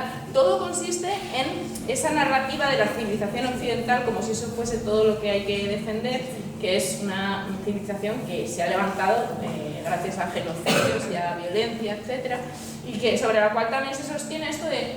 Bueno, yo, por ejemplo, que también tiene mucho que ver con Venezuela, con Irán y con la demonización de otros proyectos políticos, regímenes, etc., ¿no? Que hay muchas cosas que están mal y otras que son demonizaciones, estigmatizaciones, como lo que decía Zugasti de las feministas. Yo, por ejemplo, a veces compartes en África, hay movimientos panafricanistas, como por ejemplo en Burkina Faso, esos movimientos anticoloniales que no les prestamos atención porque somos unos colonialistas todos y parece que eso que hacen ahí no pasa nada, no influye en nada, pero sí que influye y es determinante para el rumbo en el que va el mundo y para los intereses de China, los de Europa y todo eso. Y yo, por ejemplo, me parece que hay que celebrar que en Burkina Faso haya procesos y gobiernos anticoloniales, ¿no? Y hay gente que te dice, ya, pero son antiderechos LGTBI. Y es como, ya. Si a mí eso no me gusta, que sean antiderechos LGTBI. Si yo creo que hay que defender los derechos LGTBI, por supuesto, para mí es central. Pero es hipócrita que enseguida critiquemos el proceso de Burkina Faso porque no están a favor de los derechos LGTBI, pero que celebres que en Francia se avanzan derechos feministas, pero que no digas nada del colonialismo, del expolio, de la violencia que despliega Francia, Europa, ¿no? sobre el sur global y sobre África, ¿no? O sea que eso tiene que ver con nuestra mirada totalmente convencida de esa idea falsa. Entonces, sí, yo creo que estamos en un momento en el que Europa, Occidente, para posicionarse, se hace con el ajuste contra el sur global en términos de violencia, de expolio. O sea, lo que vemos en Europa, Europa, que es también lo que ha hecho Estados Unidos, está desviando toda la ayuda oficial al desarrollo, que tenía como objetivo, y que era un principio, sacar a los países en desarrollo, más llamados en desarrollo, desde una lógica colonialista, de la pobreza. Ya te lo dicen. El Global Gateway consiste en que los negocios de las empresas europeas se puedan llevar a cabo y sirvan para expoliar los recursos de los países africanos. Porque con la competencia con China ya vale, yo voy a lo mío y me da igual todo lo más. Y a eso es donde estamos. O sea, no es que haya funcionado así, es que Europa está tendiendo muchísimo más hacia, digamos, hacia esa mirada narrativa y hacia ese expolio, digamos, del sur global, ¿no? Con respecto a las redes sociales, claro, o sea, yo creo que ahora se están generando también más debates, como lo de Sánchez diciendo que los menos de 16 no pueden acceder a las redes. Yo creo que lo que hay que partir en este debate, que es un debate que hay que tener, es que las redes sociales son un espacio más que habitamos. Y ese espacio, que para mí es algo, bueno, pues eso, que puede servir para la democracia, está cooptado por empresas privadas que tienen una red para funcionar, que son esos algoritmos, que lo hacen al servicio de sus intereses de generar odio, de generar violencia. Las redes de pedófilos, la violencia sexual, no es, o sea, las redes sociales están hechas también para eso. Es una arquitectura generada para eso, para el odio también, ¿no? Y por tanto, frente a eso, yo creo que lo que hay que defender es que las redes tienen que ser públicas, porque es la única forma de que tengamos, porque es una conquista, es nuestro derecho. Tenemos los derechos digitales, son determinados, es nuestro derecho. Pero no solamente porque queremos tener Instagram o Facebook o WhatsApp, sino que es que con las redes sociales se puede hacer tantas cosas al servicio de la ciudadanía. O sea, que pienso en clave de los chavales en los colegios, para generar herramientas para aprender, para educar. Y eso tendría que estar moderado no por un algoritmo que haga un empresario al servicio de X, sino por la comunidad educativa, por ejemplo, ¿no? O sea, podemos hacerlo todo con las redes sociales. Podemos gestionarlas de tal modo que no sean negativas para nosotros, pero claro, hay que tomar el control y que sea un control. Es que las redes sociales son las calles. También en la calle. Son las calles, es que son las calles. Ah, que son las calles, sí, claro. Y es que las redes sociales en internet es la calle. Víctor, sí. no interrumpa, por favor. Tienen también determinadas formas, ¿no? De funcionar, determinadas formas que bueno, que potencian otras, o sea, que a mí me parece clave también el contacto directo, pero que es verdad que las redes son un derecho nuestro y que tenemos que tomarlos. Luego, ya por avanzar rápido, sí, o sea que las mujeres, lo decía Zugasti, no somos seres de luz, somos personas socializadas en un patriarcado que se nos ha dicho que es como somos buenas, entonces tenemos que ser amables y tenemos que cuidar a las criaturas y nada más, y el espacio público no es para nosotras. Y ahora vivimos un momento en el que hay una profunda reacción por parte de un sector de la población, porque lo canaliza la extrema derecha, y ¿a quién habla más? Pues a los hombres jóvenes, porque, bueno, pues porque el feminismo no les ha interpelado tanto como a las chavalas jóvenes, y porque es verdad que el feminismo también pues genera la necesidad, es que me parecería demasiado llamar a la crisis de masculinidad, sino la necesidad de cambiar determinadas formas de estar en el mundo como nos ha educado el patriarcado, como les ha educado a los hombres el patriarcado, y eso es sano, es necesario, pero frente a todo eso pues hay una reacción antifeminista que tiene mucho que ver con esto también que hablamos de la guerra, ¿no? En plan de el refuerzo de la masculinidad que propone la ultraderecha, es un refuerzo de una masculinidad violenta que es muy parecido a coger un rifle, ir tú solo pegando tiros al resto. Eso es la militarización también de nuestras mentes, ¿no? Que es lo que propone la ultraderecha. Y por último, sí, con las movilizaciones y con Si Sirve y con... Yo también lo creo, los procesos de... Claro, o sea... yo sí que, o sea, quiero decirlo, y lo conecto con lo que decía anteriormente, sí, es que los procesos de descolonización, no sé, o sea, ahora mismo, si no nos está, o sea, si tenemos capacidad de ganar determinadas batallas, también antes rechazaba como que solamente nos agarremos al derecho internacional, pero obviamente que el derecho internacional también es el resultado de movilizaciones, de fuerzas, de los pueblos por descolonizarse, de las feministas. Y han ido generando como una arquitectura que ha sido hipócrita, insuficiente, pero que es una arquitectura de la que nos podemos agarrar. Los gobiernos latinoamericanos, que Petro, que yo que sé, Claudia Sheinbaum, que le pueden hacer algo de frente a Trump, pues es gracias también a que ha habido procesos por abajo que han dado lugar a que luego haya gobiernos, donde por cierto las feministas han sido claves en la última etapa para que haya esos gobiernos latinoamericanos. Y todo eso sirve para tener más herramientas para la disputa que tenemos en este momento. Pero sí, estamos en un momento en el que el cisma es enorme, el colapso es enorme, y el centro es el proyecto israelí, que seguramente tenga dos vías, una que sea o el Gran Israel, que es el proyecto sionista, o el fin del Estado de Israel. Y eso es también el centro de todo lo que estamos viviendo a nivel internacional. Y yo creo que frente al no se puede, hay que partir de que, joder, que es verdad que en Palestina nos han desactivado la movilización, pero las generaciones, o sea, que hay una generación de chavales jóvenes que se ha politizado con Palestina, y eso sirve para los años que vienen. Y de repente habrá algo, un cisma, que afecte, por ejemplo, puede ser que la guerra continúe y que afecte a los precios de los combustibles, que afecte a la inflación, que haga que de repente la gente salga a la calle en un estallido social. Y ese estallido social no viene de la nada, viene de luchas previas, que son el movimiento por Palestina, que en otras partes de Europa han sido un movimiento muy anticolonial. Es decir, aquí, por también la composición sociológica de España todavía, ¿no? Pues las movilizaciones de la guerra y las movilizaciones por Palestina son movilizaciones muy blancas, pero en otros países europeos y en Estados Unidos son movilizaciones anticoloniales, antirracistas, de personas racializadas, negras, que no solamente es esta movilización, que se han movilizado por Palestina, pero es que todo lo que viene es más racismo, más colonialismo, y todo lo que se han politizado va a servir para que en los próximos años haya generaciones formadas, politizadas, que den la batalla, ¿no? Por tanto, bueno, yo tengo claro que hay que moverse, que estamos en un momento muy determinante, y que todo lo que hacemos ahora, que parece que no pues consigue resolver el problema, es prepararnos para que en un momento de quiebre mayor estemos muchísimo más preparados y preparadas. ¿Y es la resistencia civil suficiente para enfrentarse a la agresión de un ejército moderno?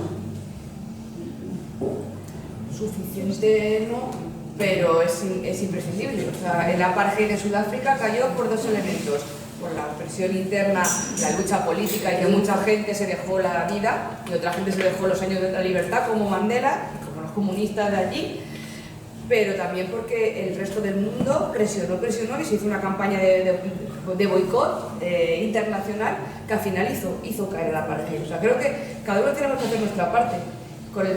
Los palestinos lo dicen siempre muy bien. No os estamos pidiendo que cojáis un fusil y os vayáis a Gaza. En Europa os pedimos boicot, desinversiones, sanciones y apoyo. Bueno, sí, y no estigmatizar el derecho a la resistencia. También. Que está reconocido por las Naciones Unidas y que es un derecho que todos los pueblos tienen, resistirse ante un enemigo y un ocupante como es el ente genocida de Israel.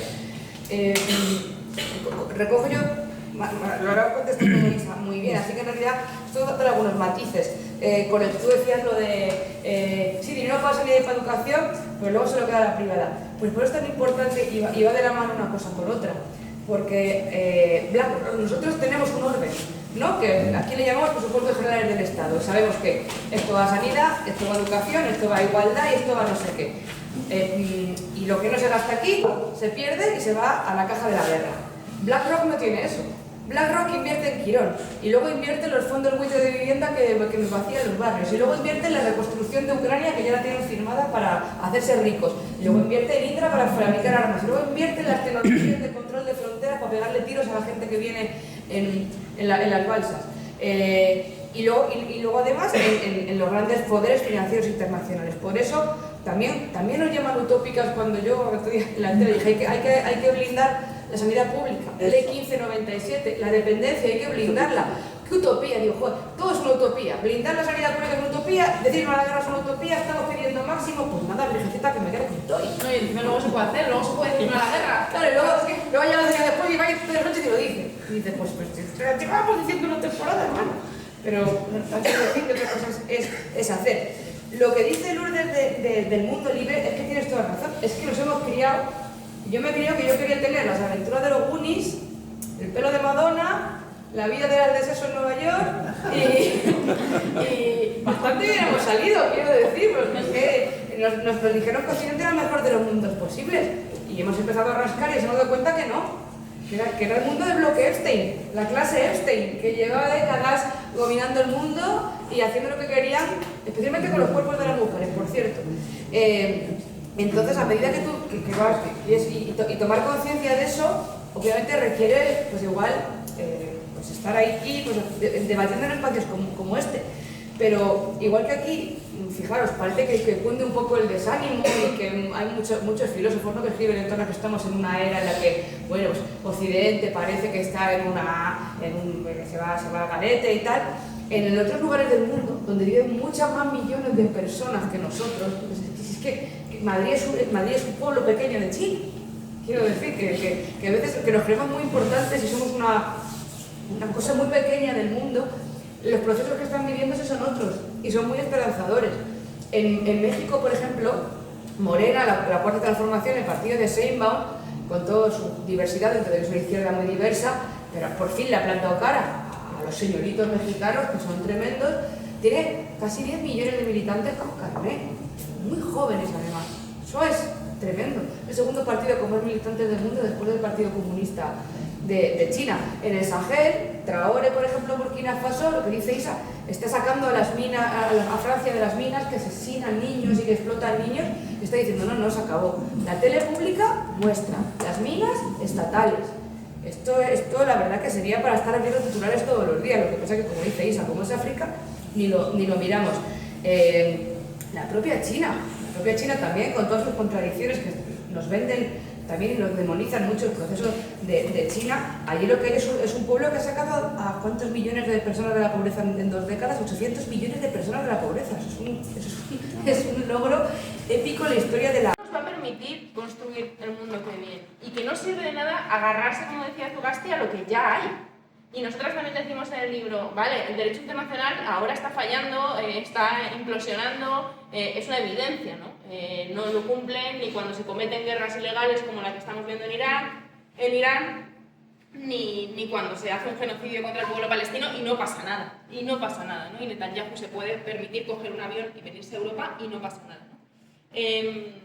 Pero Pero es que no basta simplemente con mirar a lo que está sucediendo ahora, ¿no? Sino que hay que hacer un ejercicio de sinceridad sobre cómo ha operado el derecho internacional y cómo ha operado Europa y cómo ha operado la civilización occidental en las últimas décadas, porque ahora mismo se ven mucho mejor las cosas.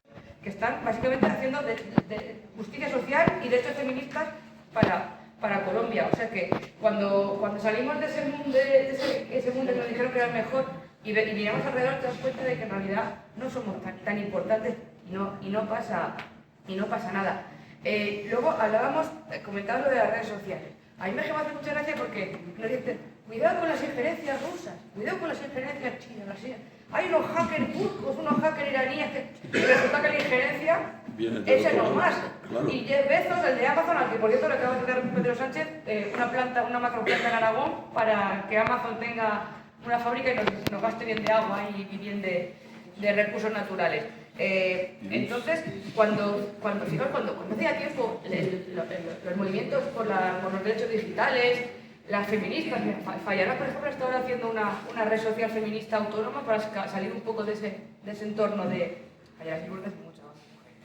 ese entorno de los tecnofaraones y tal. Cuando se decía hace 15 y 20 años, oye, que las redes sociales tendrían que ser públicas, oye, que tenemos que construir nuestros propios entornos de seguridad digital públicos con dinero público, estatal y europeo, oye, que el Estado tendría que controlar los algoritmos. ¿Qué nos decían? ¿Se va a meter el Estado en los algoritmos? ¿Cómo vamos a darle al Estado el control de Internet? Como si fuera esto China. Pues no, al final, ¿a quién le dimos el control de todo? A este tipo de faraones les llama Varoufakis, de empresarios capitalistas, turbofascistas, que ahora lo tienen todo. Y les hemos dado hasta los cigarrillos, porque es que cualquier administración pública, tengo por ahí una amiga que es funcionaria y que lo sabe, funciona con tecnologías privadas, que eso si lo pensáis es para darle una vuelta, que dependemos todo, no se puede hacer en este país si no pasa por Windows, Google o cualquier tecnología de software privado, porque el software libre pues se quedó para muy poquitos, para una minoría. Y ahora la injerencia resulta que venía desde dentro y además ya nos lo ha dicho a la cara. La última estrategia de seguridad de Estados Unidos lo dice: vamos a invertir muchísimo dinero en intervenir vuestras democracias y en fomentar a los nuestros. Vox, PP, AfD, Ayuso, que también yo la meto en ese bloque, etcétera, etcétera, etcétera. Entonces, y eso está muy vinculado a lo otro que comentábamos de la reacción patriarcal, ¿no? Y de que esa reacción masculina que se ha alineado con esas fuerzas reaccionarias tiene también que ver mucho con que se colocan en el antifeminismo, ¿no? Que ha sido como una puerta de entrada para todo esto. Empiezas escuchando discursos antifeministas y acabas al final comprando todo el paquete ideológico de los tecnobros y de los reaccionarios de la extrema derecha, incluido todo el tema de las mujeres de alto valor, los hombres de alto valor, lo de que tenemos que volver a casa y tal, la militarización que dice Isa, ¿no? Que un hombre de verdad tiene que ser un alfa y una mujer de verdad tiene que ser una tía que esté en casa atendiendo esas necesidades. Pero es que todo eso lo que tenemos que tener muy claro es que ni es casual ni es viral. O sea, nada se hace viral porque sí en Internet. Lo de la viralidad es una trola como un piano. Todo es dinero. Todos son bots, algoritmos pagados y una agenda muy bien redactada con unas cabecitas con muchísimo dinero detrás que son las que han ido penetrando esta ideología. A diferencia de otras, de las revoluciones de verdad que empiezan desde abajo porque hay una inquietud común y colectiva que se construye y se convierte en una idea y se empuja para arriba, esto es al revés, viene de arriba. Y ha habido cabezas que se dieron cuenta de que los movimientos feministas y que los movimientos sociales tenían esas brechas y por ahí construyeron un argumentario. Y empezaron con la reacción antifeminista y han seguido con todo este movimiento reaccionario que lo arrastra a todo. Pero, y por acabar con un tono positivo, y que creo que queremos siempre que nos vayamos de subidona y no de bajona, es que en realidad si lo pensáis, lo que decimos, yo pensé estar con Cappuccini, pero es que esta semana me he leído el libro este que tiene del Shine, me ha encantado, y decía él que las revoluciones nunca se sabe cuándo empiezan y cuándo estallan, que si se supiera cuándo estallan las ahogarían. La magia que tienen los procesos, los estallidos sociales, es que parece que cuando no va a pasar nada, cuando todo está perdido, es cuando van y estallan, ¿no? Y estallan y lo que hay es una base social que durante un tiempo lo ha planteado. Nosotras como que la verdad que estamos yendo a muchos sitios con esta idea y tal, para compensar y tal, siempre nos encontramos con gente, siempre al final encontramos gente interesada en estar aquí este rato, ¿no? Podíais estar en casa viendo a Jesús Citora o dándose un paseo y habéis decidido venir aquí, Jesús Citora podía decir lo que fue, pero y habéis decidido venir aquí a echar este rato. Cuando hace un par de meses se articuló la solidaridad con Cuba, fue un desborde, sin que nadie nos ayudara, porque a diferencia de otras solidaridades que se teledirigen desde arriba, a nosotros no nos hace falta famosos en la tele diciendo manda 7752 con el móvil y te ayuda a Cuba, no. Fuimos nosotros organizándonos y yo llamaba a todos los colectivos y me decían no damos abasto, no nos caben más medicamentos en el almacén, ya no podemos coger más dinero porque tenemos las cuentas bloqueadas. Como dices, si ponéis Cuba te devuelven la transferencia, hasta ahí llegan lo de las sanciones. Que cuando, por ejemplo, el COVID, las redes de solidaridad que se generaron en los barrios vinieron de abajo. Vinieron de la gente de abajo que se empezó a organizar y cogió callo. Y ese callo que dice Isa, ese que a lo mejor ahora están cogiendo los chavales de 20 años con las movilizaciones de la vivienda y de Palestina. Que a lo mejor dentro de 20 años se convierte en otra cosa. Y sin embargo, en Alemania, por ejemplo, hay un movimiento juvenil contra la mili esta que se están colocando ya, la mili voluntaria que va a dejar de serlo y que va a hacer obligatoria.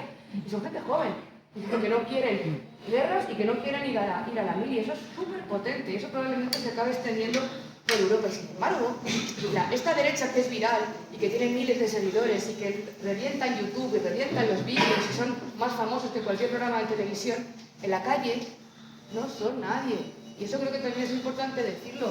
Las manifestaciones, los mítines, lo que organizan ahí, son 4. Yo hace poco veía a un youtuber de estos de ultraderecha muy indignada porque había organizado una convocatoria y no había ido ni el tato. Ya, no, me habéis fallado, no, hermano, es que tú no tienes gente en la calle porque no sabéis lo que es la calle, porque no lo habéis militado, porque no sabéis lo que es organizar lo colectivo. Porque soy enemigo de todo lo hermoso, de todo lo popular y de todo lo que realmente tiene que ver con tocar a otras personas fuera de una pantalla. Que eso no quiere decir que despreciemos, por supuesto, la capacidad de internet, que va, pero que igual eso le sirve para ese concurso de popularidad que son las elecciones, ¿no? De cada 4 años y para ese lado de la participación política, pero para el de la base, que es el que realmente construye revoluciones, porque el 15M no lo construyeron desde arriba. Por igualdad. Votar bien también.